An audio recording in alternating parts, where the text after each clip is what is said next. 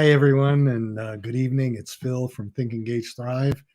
And tonight we are bringing back Joe Rotelli, who was on one of the previous shows. So if you want to understand his total background, go and watch that show. It was our number one most watched show. Everybody loved him. We got a lot of comments on it, a lot of compliments. It's still getting a lot of views. He's a very, very interesting guy, very inspirational. I can't even say enough about him. And I think once you watch Joe and listen to him and hear his stories about entrepreneurship, and not only that, but about life and about how to think about things and get through life, you'll find he's a very inspirational guy.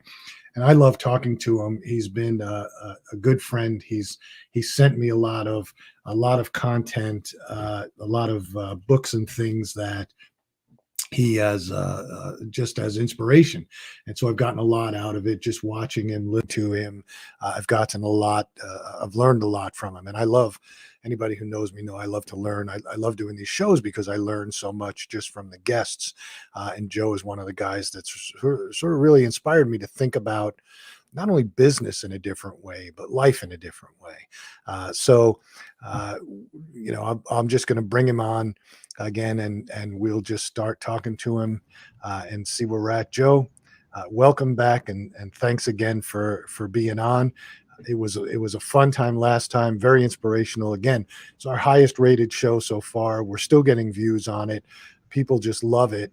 I think they love it because of the stories. And so, welcome back. Well, thank you for having me, Phil. It's a pleasure to be here again with you. And I thought we might start out with another story. How about that? That'd be fantastic. This is the story of a college student, kind of what not to do as a college student, and the family dog. But I think it's pretty interesting, and I think there's some real lessons with it. It's called The Tale of Old Blue. A young Arkansas kid goes off to college. Halfway through the semester, having foolishly squandered all of his money on his girlfriend, he calls home. Hey, Dad, he says, you wouldn't believe what modern education is developing. They actually have a program here at Hendrix that will teach our dog, Old Blue, how to talk. That's amazing, says Dad. How do I get Old Blue in that program? Just send him over here with $1,000, the young Archie says, and I'll get him in the course. His father sends the dog in $1,000. About 2/3 of the way through the semester, the money again runs out. The boy calls home. So how's Old Blue doing? Asks Dad. Awesome. Dad, he's talking up a storm. He says, but you won't believe this. They now have such good results, they're starting to teach animals how to read. Read, says the father. No kidding. How do we get Old Blue in that program? Just send $2,500 and I'll get him in the class. The money promptly arrives. The Archie and his girlfriend are able to buy enough marijuana to last the entire semester. But our hero has a problem. At the end of the school year, his father will find out the dog can neither talk nor read. Even though he's always been pretty much able to lie his way out of trouble, the Archie asks his girlfriend to help him think of a good lie to tell his dad. She's very quick and comes up with a plan. She says, Archie, shoot Old Blue. When he arrives home at the end of the year, the father is all excited. Where's Old Blue? I can't wait to see him. Hear him talk. See him read. Dad, the boy says, I have some grim news. Yesterday morning, just before we left to drive home, Old Blue was sitting in the living room, kicked back in the recliner, reading the Wall Street Journal like he usually does. Then Old Blue turned to me and asked, so, is your daddy still messing around the little blonde down the street? Now we got trouble. The father went white and exclaimed, I hope you shot that lying dog before he talks to your mother. I sure did, Dad. That's my boy. So that's how some people go to school. I had a little different approach to school. I was a pretty serious student. And anybody that knows me knows I have a pretty competitive spirit to me. And when I was a high school senior, was going up to get my transcript sent to the University of Missouri, I was talking with the principal. This is a very small school. Principal knew all the students by name and reputation. And he leans over the counter to me, comes up real close and says, Joe, you ought to try it. You might make it. So that was the day that I knew I graduated from college. But the first test wasn't so promising. I got a D in a course. That wasn't what I was normal getting, but I hadn't figured out quite how to handle college yet and study. So I sat down and made myself a plan, and my plan was pretty simple, but pretty drastic compared to what most people do. So from that day forth through my PhD, I read every chapter of every textbook at least 3 times. The first time before the lecture, what's coming? The second time after the lecture, what have I just been told and how do I put this together? And then the third time before an exam, I would read it again. But this time it was always, how would I apply these principles that are in this exam? Yeah. And that's probably been the most important element of my life in terms of what I have accomplished, because I have a propensity now to think about how can things be applied? What's the application to this? And that has been of great value to me. Yeah.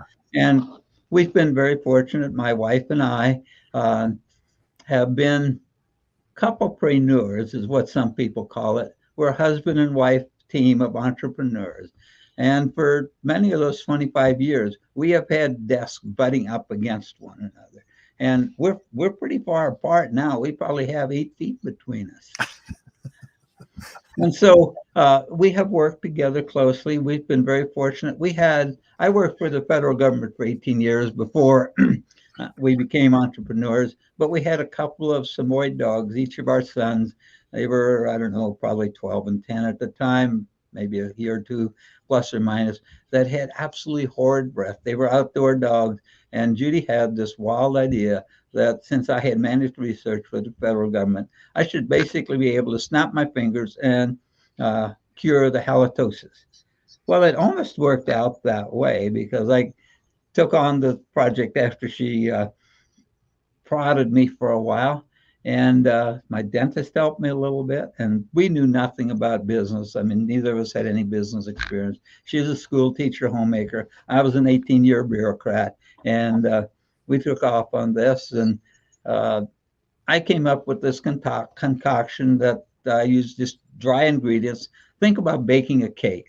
Now, you're not going to put any moist ingredients in. So no eggs, no milk, no anything like that. Just dry flour, sugar type ingredients, not those particular, but think of it in that term. And I mixed this stuff up, gave it to the 2 dogs, and they enjoyed it. So I kept doing it. And unfortunately, we didn't keep real good records on that of how long it was, but it wasn't more than about 2 weeks. Judy said one morning at breakfast, "Did you notice how much better Ivan's breath is?" That was one of the dogs. And I said, "Well, no, because really my goal was to satisfy my wife more so than I didn't think I could fix the dog's halitosis problem." She said, "No, they're cleaned up pretty well." And I went over, and sure enough, we had Ivan and Katie about 75% cleaned up. That turned from a project, a honeydew project, into a business, and it was a very successful business. We were in the pet treat arena. The product we produced was Greenies. If you have a dog, you've probably heard of it. And we put it on the market. We went 3.5 years without an income, so that's kind of a little problem. Saltine crackers and water isn't a very exciting diet, but we made it through it some way. And after about 3 years, it suddenly took off. And when it took off, it was a rocket ship forward. And by the time we were in the industry, a little less than 10 years, the company had grown to the point where we were recognized by the industry as the 8th largest pet food treat company in the world at retail. Yeah. That's you can't lay down and dream that kind of a scenario, but we did. But we did some things very differently than most people do. I haven't found a textbook yet that teaches you how to grow a company at 70% per quarter for 5 years. Yeah. but that's what we basically did. And so we had to make it up as we go. And that's where, going back to my principles from college of reading the book several times and looking at the application was so beneficial. So that's kind of where we started. And we were very particular about people we hired, making sure that they had a culture that was consistent with ours. They had the same mindset and we had the same goal, and we went forward. And so there's a piece I've got that I'd like to read to y'all. It's kind of a combination. You might know of one guy, probably don't know the other, but Jim Collins is a business author. He wrote a book, Good to Great. And all you need to know about that book is in his very first sentence, in my opinion, because his first sentence says, good is the enemy of great. And here's what happens. If you get to good, so many people take their foot off of this accelerator of life that they can't get over that next hump. And so it stops the progress forward. So this is then tagged on by a guy named Will Schroeder, who's a serial entrepreneur. And he says, there is a time and a place for recruiting, legions of number crunching, task tracking, risk avoiding, agenda setting, bureaucracy inducing, fiefdom building, cell phone thumbing, foot dragging, chest pounding, middle management robots to manage your great empire. Just not today. So that's kind of, I think there's a lot of lessons in that little piece. If you can focus on something and really understand it and go forward, and there were thousands and thousands of hurdles that we crossed. We had no business experience, no financial wherewithal, basically, no marketing experience, sales experience, no experience really, period. And we just had to learn it on the fly, and we did. Did we make mistakes? Sure we did. But the worst mistake a person can make, in my opinion, is to do nothing.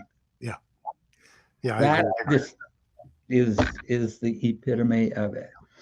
So one of the things that we really look carefully for, and actually wrote a little book with my sister about it. It's called I See the Crowd Roar. Let's see if I can do this and get it on. There it is.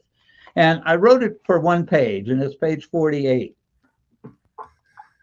And page 48 is a singular page that has what I define as a charactered person.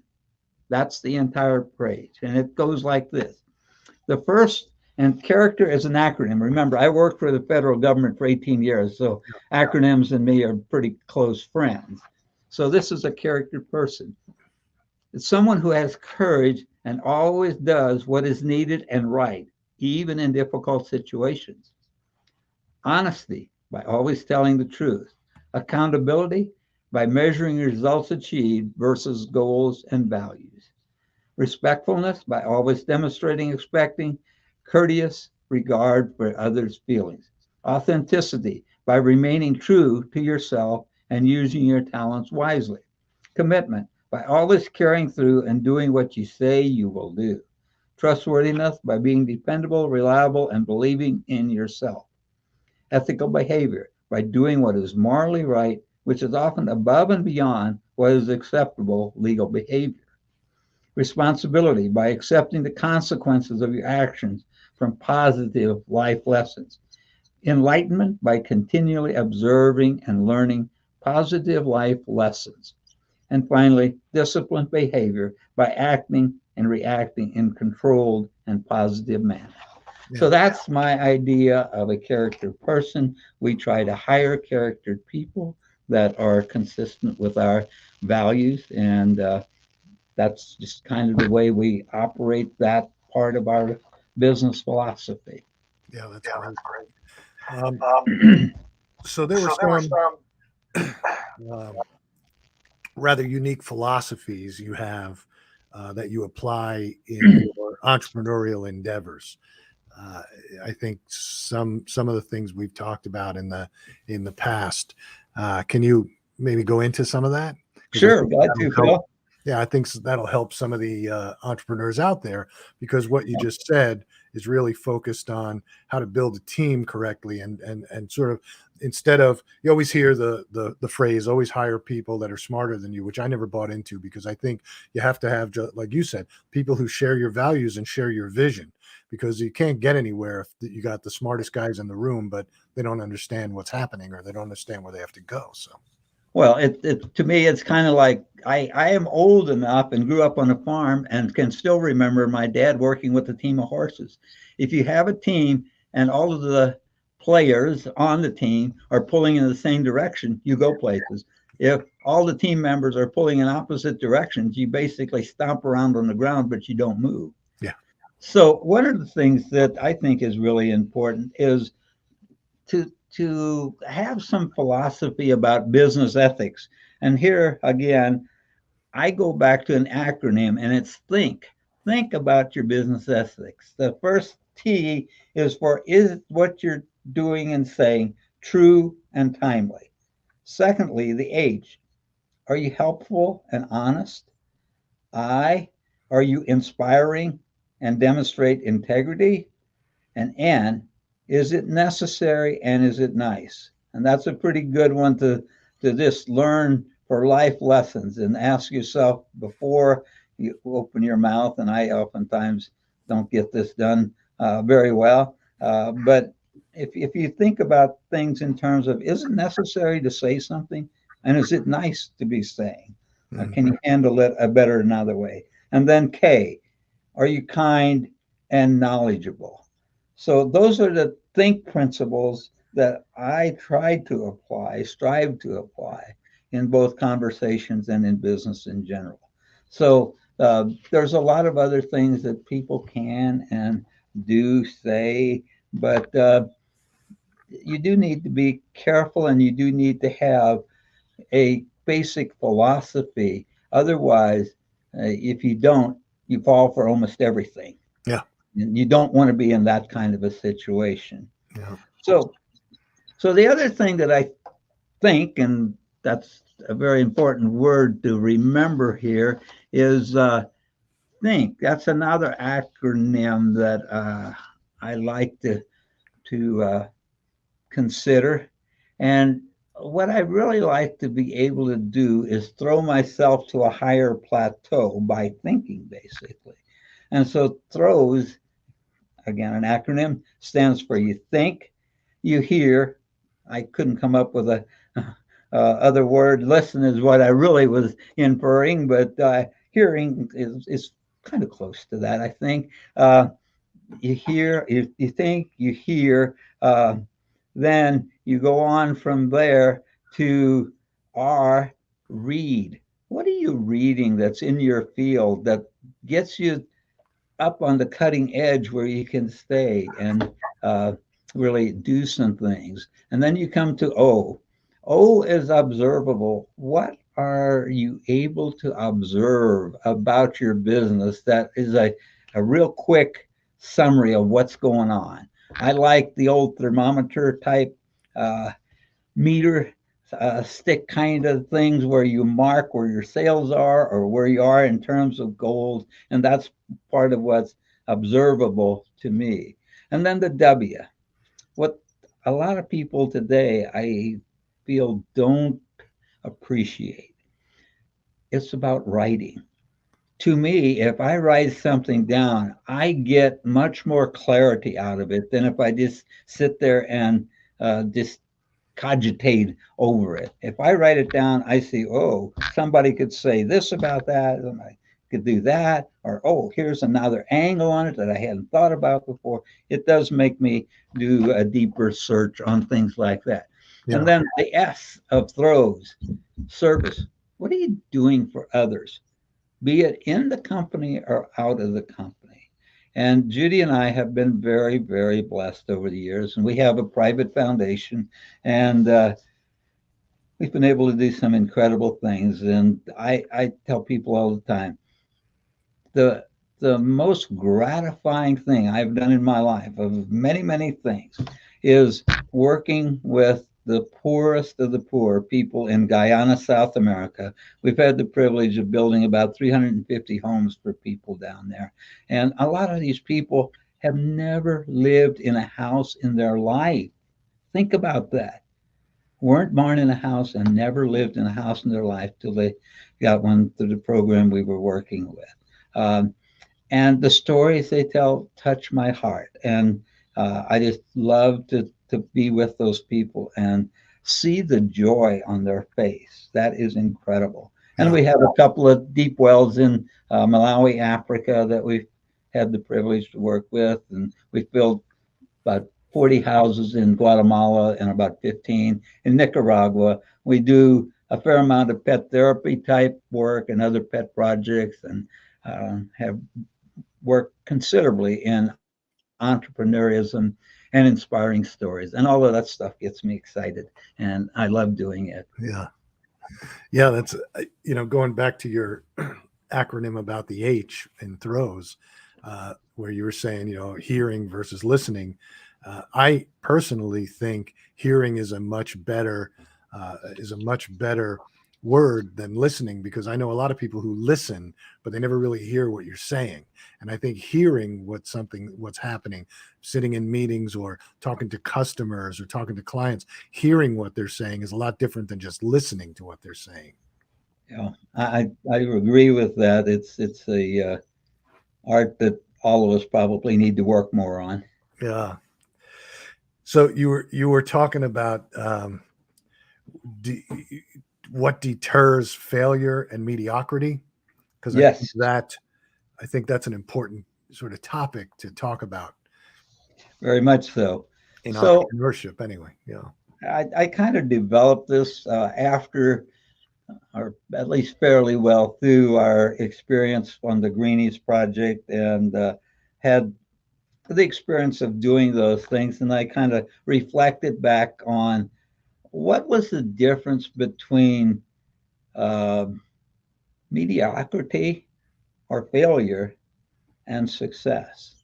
And this is where I came up with this deters acronym.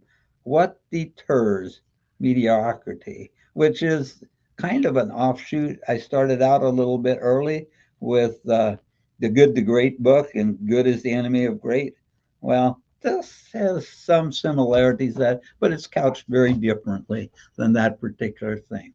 To me, the first thing that you need to deter mediocrity is a dream, a vision, a very vivid vision where you basically can see what you want to accomplish, what's the goal, how are you going to impact society, why are you doing this all, and you need to be able to basically see that in technicolor in your own mind.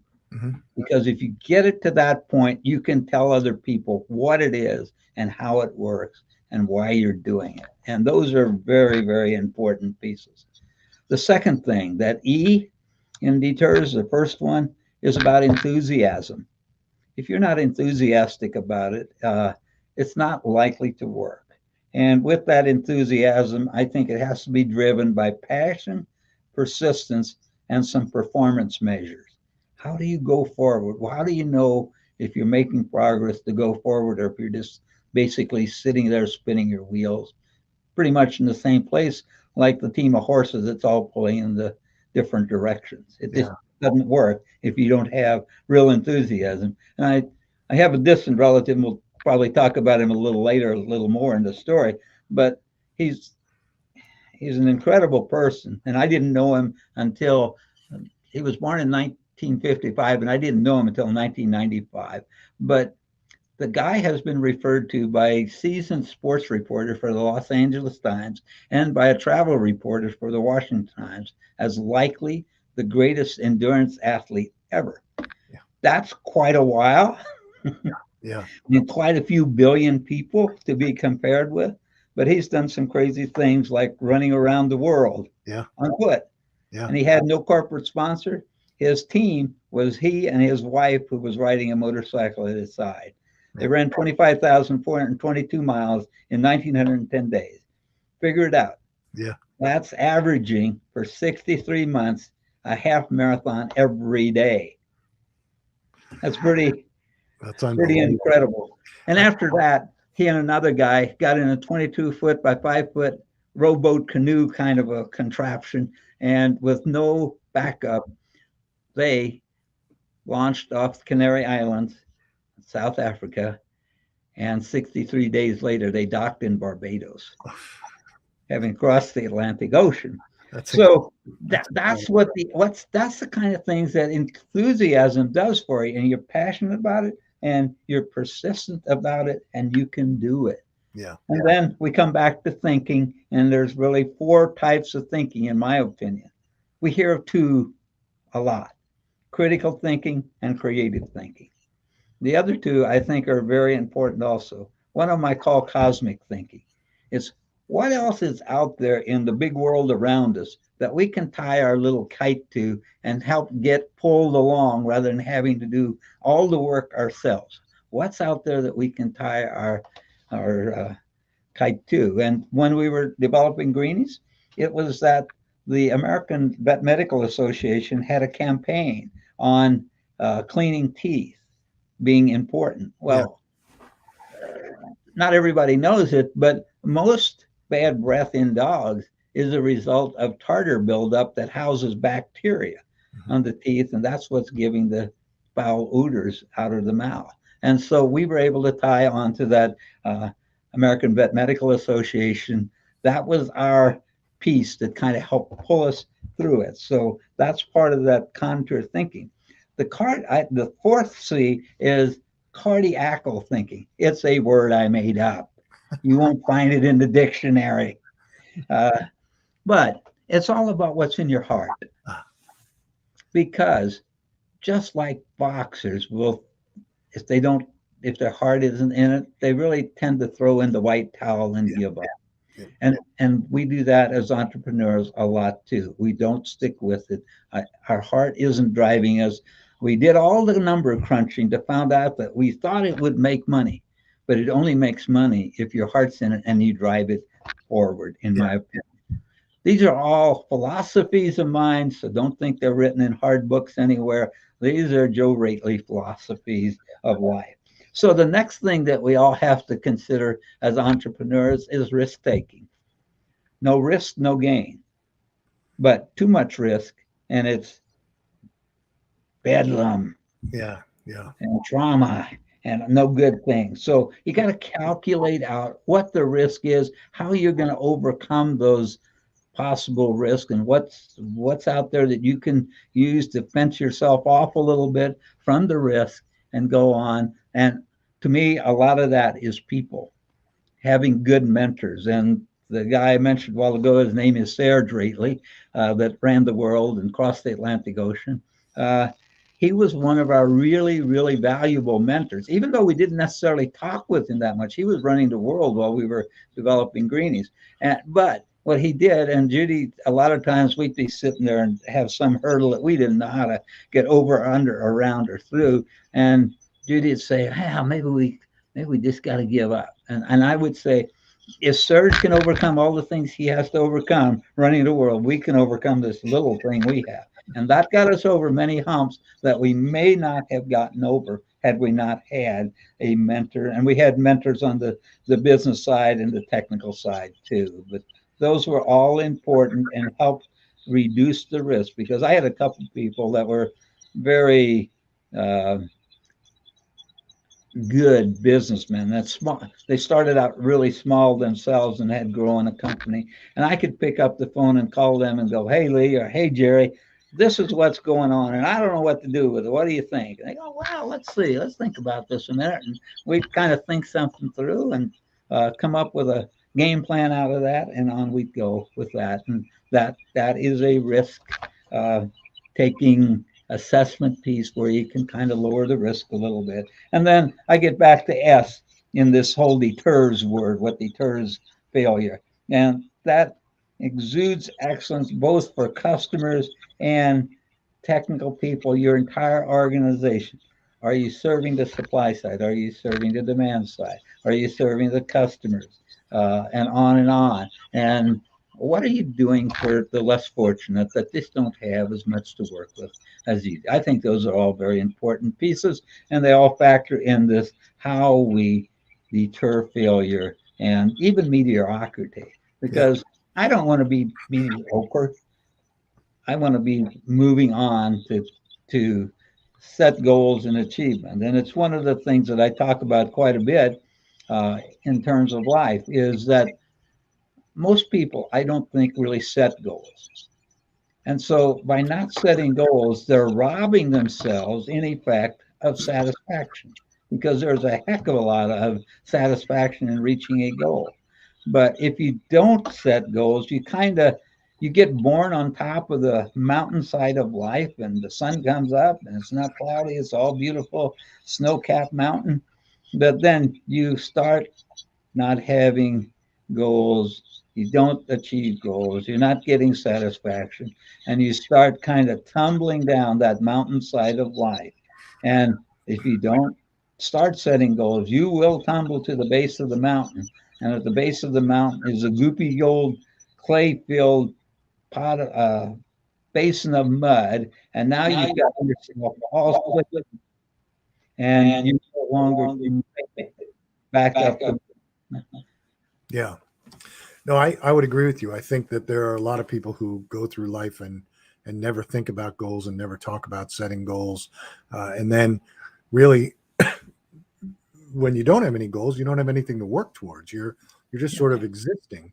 Exactly. And certainly in entrepreneurship, when you start a business, you have to have um, a clear set of goals and a clear set of directives on where you're trying to get to. Because if not, you become, I think, complacent because you're working every day just saying, okay, well, here's where we are, but we're not trying to get to here.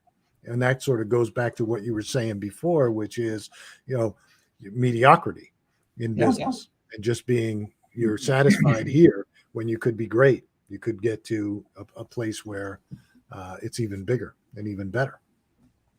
Yeah, I'm getting some feedback here all of a sudden. I don't know what quite's going on. Hopefully we can get it cleared up. I think it is now. So Yeah. let's move on. Okay. So, okay, we just went through sort of your mediocrity and failure, and now we're talking about goals and leading to a happier life, and then your desired epitaph. Yeah, that fits right into this whole setting goals piece, and I think it's the most important goal any of us can set. And I really kind of think in my own way, and I'm hard nosed, hardcore in some ways, and this is one of them. I really think that it's we have a lot of people who are in inspiring type positions, and I would put teachers and pastors and government politicians into this category. When's the last time you heard someone talk about setting a life goal? Hmm. Yeah. I don't know that I've ever really heard anybody else talk about that per se. And I think it's so important, and people ought to think about it. I think that people ought to write it out. It should be short. You need to be able to memorize this basically, but I think it should be short, and one should post it on their mirror or someplace where they see it multiple times a day to remind them what am I here for Yeah. anyway. And it's your own goal. You can change it anytime you want as life goes on, and things do change in life. And um, you decide, oh, that's not quite where I want to go now anymore. And I want to change it. I want to change it, rewrite it, put it back up in the mirror, and take off after it. Yeah. I'll tell you mine. Yeah. It's actually pretty simple. It basically says this is what this the desired epitaph or end of life kind of experience. Loved God and family, was a 4C thinking, uh, humorous person who helped many. That's it. If somebody can say that at the end of my life, I have gotten to where I want to be. Yeah. I And think think if people would sit down and spend some time on it, think about how much time people will spend planning a major vacation Yeah. versus how much time they spend thinking about where they want their life to go. Yeah. When you think about that, it's kind of crazy, really, that Oh, yeah. we don't put more focus and energy into that. Yeah. It's funny. My wife and I are having this very conversation now because we just we've raised 5 children. The last one just left for college. So everybody's well, 4 people are 4 of them are in college at the same time, but one's out. But now we were talking about our purpose, our life goal. Our purpose was for the longest time to raise healthy and achieving children and give them what they needed to grow. And now they're gone. They're at college, and we're looking at each other going, okay, well, what do we do now? I mean, what are we going to focus on? And so again, we've been talking about getting involved in the community, getting involved in doing things to help people, or what do we want to be remembered as? Not just, okay, we were good parents, our kids are healthy, they're all going to great schools, they all have goals, they all have desires. We accomplished that. Now what? And so we're at that point where we're, like you said, we're sitting down at night and having these conversations and talking about developing a plan the same way we would to say, let's go on vacation to Italy next year. So it's a good point. So here's another piece, kind of that my wife bought me something that had the crux of this in it, but I've doctored it a little bit. It's called My Life in a Nutshell. Yeah. It says, when I works hard. When I sits loose and dream. When I thinks, it simultaneously includes those 4C thinking pieces. And when I rest for a mere moment, I falls asleep. That's kind of how I vision life these days. But Yeah. it's been a roller coaster ride, as almost on any entrepreneurial endeavor becomes. When you start out, you think this is perfectly white snow and everything's going to be easy. Well, that doesn't last very long. About 2 hours in, you've just encountered your first turtle. Yeah, I was going to say it doesn't take long for reality to set in, and it's not That's such a right. rosy place. But here's what I do. I have an acronym for dreams too, and it's the D is for desires and determination, which is really important in achieving goals. And then the R is resourcefulness and that risk taking stuff. That stuff just never goes away. Risk taking. And then E is again for enthusiasm and excellence. A is for attitude and ambition. M is for mutuality and mental input. That thinking kind of sneaks back in here. And then service, a spirit of hope and success with your dreams. So that, when you lay them out, they come out in Technicolor and you can see them very vividly and just move on with it and get yourself out of whatever trench you've been in and start going on what you really want to accomplish, what your dream is. Yeah. It's really funny. Last week, generally we talk to entrepreneurs who built companies and they've done a lot of things. And, when we talk to you, you always have this service element. Yes, I'm building companies and yes, I'm doing these things, but I'm also giving back and servicing. Last week, we had a guy named Joel Gandara on who built, first of all, he was born in Cuba. And he came over. His family escaped during the Mariel boat lift, and so they came here. They had nothing, didn't speak the language. Really started from absolute nothing. His story is really, really inspirational, and he keeps in his closet the shirt that he wore on the boat coming back, and he uses that as an inspiration to say, "This is how bad it was, and this is how grateful I am today."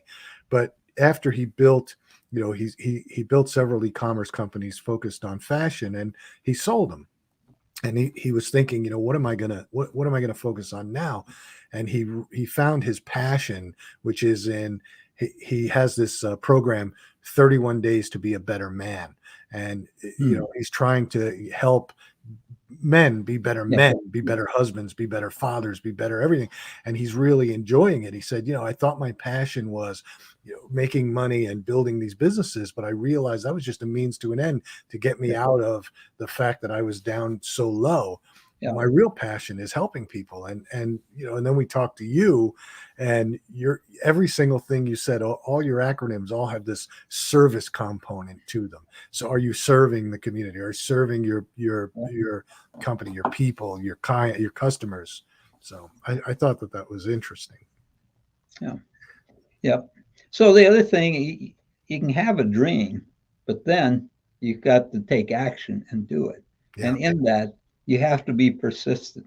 Yeah. And I think the best quote that I've seen on persistence is one by 30th President of the United States, Calvin Coolidge. And he says on persistence, nothing in this world can take the place of persistence. Talent will not. Nothing is more common than unsuccessful people with talent.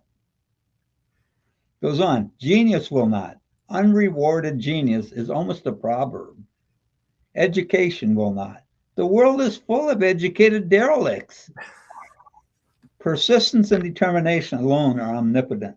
The slogan, press on, has solved and always will solve the problems of the human race. Yeah. I think that's pretty profound. Yeah. It's true. There are a lot of people out there that are educated and smart and all kinds of things, but they just don't have the drive or the persistence to keep going. I know a lot of people who hit walls early on in their business and gave up and walked away. And you never know when you're going to succeed unless you see it through all the way. So that's true. And there's some pretty well-known people who came to that edge of the cliff and had to make a decision. Sure. And one of those is actually Thomas Edison. Yeah. Here's a story about him that I think is really quite indicative of being on that edge. It goes like this. One day, as a small child, Thomas Edison came home from school and gave a paper to his mother. He said to her, "Mom, my teacher gave me this paper to me and told me only you are to read it. What does it say?" Her eyes welled with tears as she read the letter out loud to her child. "Your son is a genius. The school is too small for him and doesn't have good teachers to train him. Please teach him at home, yourself." Many years later, Edison's mother had died. He became one of the greatest inventors of the century. One day he was going through a closet and he found the letter that his teacher wrote to his mother that day. He opened it. The message was written. Your son is mentally deficient. We won't let him come back to school anymore. How about that? Edison became emotional upon reading it and then wrote in his diary, and this is where that edge of the cliff moment comes. Thomas Edison was a mentally deficient child whose mother turned him into the genius of the century. Yeah. A positive world of encouragement can help change anyone's destiny. Yeah. So those are the kinds of things that to me, bring a lot of meaning to life and give me a lot of direction in life. And I think that's important for entrepreneurs because we're going to face hurdles. Oh, yeah. Every day. That's the one thing I can guarantee. Yeah. Oh, it's the truth. We're going to face hurdles every single day. Yeah. I think, that's amazing. I've heard that story about Edison before, and also the one about I didn't fail at creating the light bulb. I just found 700 ways that it didn't work. Exactly right. And that's really how you have to look at hurdles, I think, is I've learned a lot. I just haven't found exactly the right thing that fits here. Yeah. But so many people will give up after a couple times, and so they don't allow themselves the time to succeed. It's true of our couple of our companies that we have now.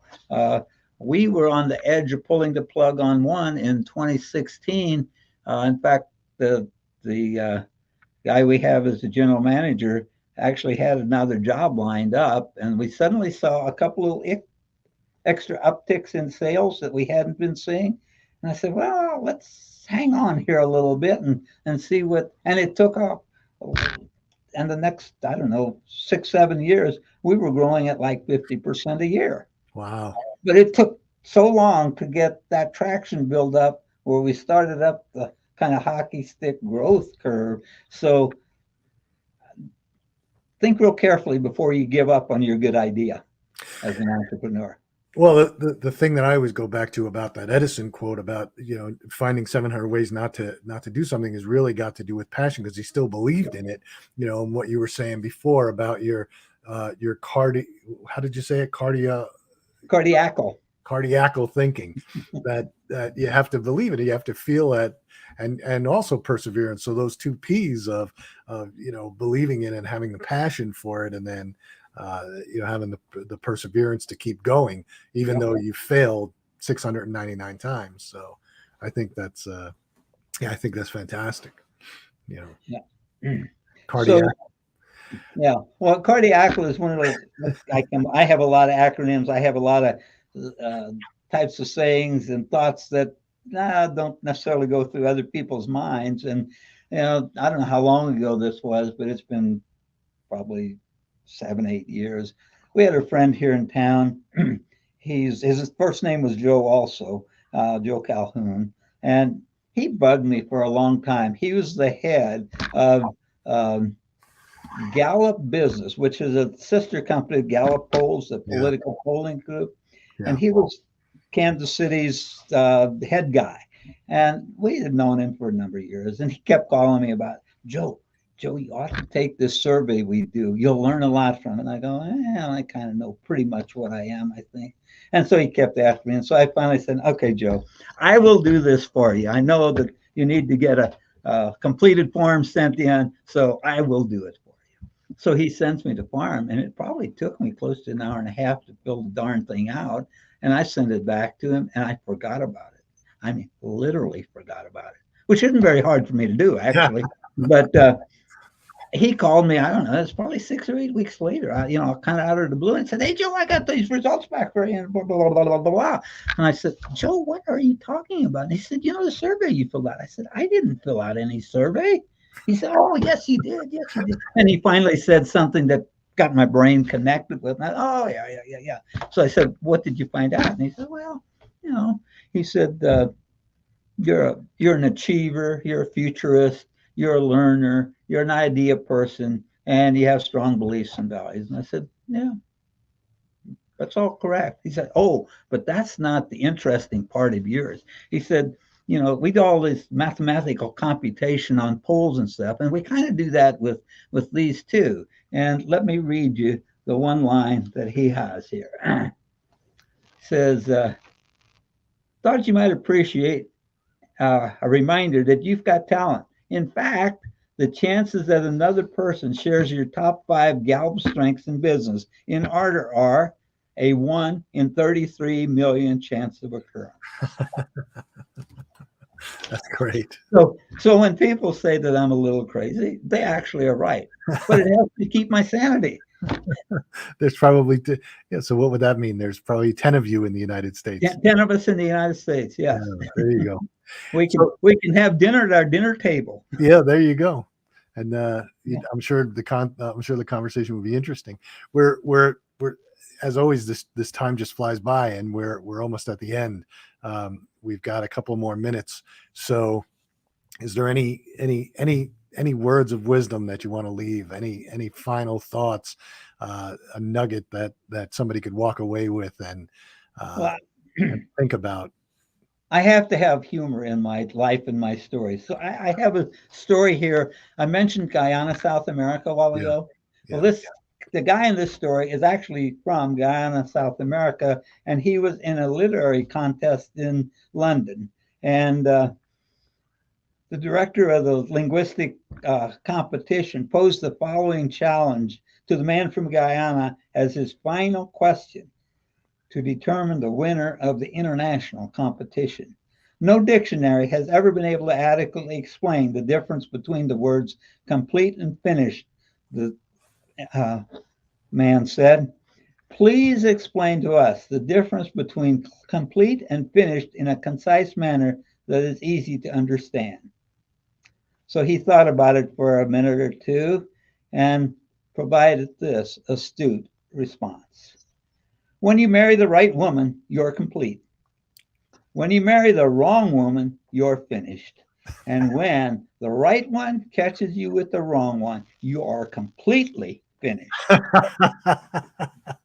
So that's my word for today. I think it's a hilarious story. I am glad the guy from Guyana was the one who did it, because I really love the people down there. Yeah, that is a funny story, and it's very true.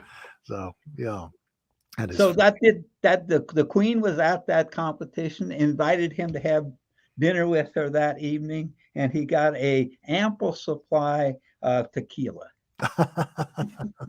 That's fantastic. Well, I got to wrap it up. We have about 4 minutes left. So again, I really appreciate you coming back on. Again, it's inspiring to have you on. I love your stories. I love your approach to entrepreneurship. I love how you think about it. And I've learned a lot from you just in these 2 shows. So, and our conversations. So, and I'm sure that other people have as well, because they keep going back and watching the show that we've done before. So. Well, thank you for having me again. I appreciate it very much. And I hope that people have taken away a few grains that can feed their entrepreneurial spirits and help them drive forward, not give up, and succeed. Yeah, I appreciate it, Joe. Thanks a lot. And, okay. Have a good night. You too. All right. Hey guys, it was another great show. And again, like I said in the beginning, Joe is he's fantastic, and #1 rated show that we had. Even the people on E360 TV have commented about how good that show has done. So go back and watch it if you want to. It's a great show. This one we'll be pulling nuggets out for over next week. Some of what Joe's inspiring thoughts are. Some of his acronyms, I think, are fantastic. So take it with a grain of salt and learn something from it. I think he's a really, really inspirational guy, not just a great entrepreneur, but a great human being, a great person. And he sums it up, I think, really well when he's not just focused on business. He's focused on all these other things and giving back and building in his world, a better society. So it's great stuff. So again, next week we have the next couple of weeks, we have some great entrepreneurs coming up. Next week we have a female entrepreneur who built a food product company, very interesting, and I think you're going to love her. And then the following week we've got we're going back into AI. I know there's a lot of AI products, a lot of AI discussion out there, and so yeah. Tune in the next couple of weeks, and you'll see there's some good stuff coming on. All right, I'm going to leave you with a couple of commercials. So have a great night, everybody. Thank you. Hi, I'm Amy Joy, and I'm the host of Get Your Together Live with Amy Joy. And you can catch me every Thursday at 4 p.m. Pacific on the amazing Trajectory channel right here on E360 TV.